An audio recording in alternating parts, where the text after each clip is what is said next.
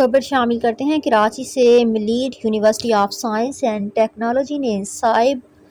Soft technologies کے تعاون سے ہماری جدید دنیا میں سائبر حملوں کے بڑھتے ہوئے خطرات سے نمٹنے کے لیے ایک روشن خیال سیمینار کا انعقاد کیا، جس میں سائبر سیکیورٹی کے شعبے سے تعلق رکھنے والے ایک ممتاز شخصیت سید عظمت اللہ نے اپنی ماہرانہ گفتگو کے ذریعے سائبر خطرات کی مختلف اقسام کی وضاحت کی اور ہیکنگ میں استعمال ہونے والے مختلف ڈیوائسز کی پیچیدگیوں سے آگاہ کیا اور ان سے خود کو اپنے نیٹ ورکس، ڈیوائسز اور سسٹمز کو محفوظ رکھنے کے لیے رہنمائی فراہم کی۔ ان کی ٹیم کے اراکین بشمول غلام غوث، محمد زرار اور محمد احمد نے بھی سائبر کرائم سے محفوظ رہنے کے حوالے سے حاضرین کو مفید معلومات فراہم کی۔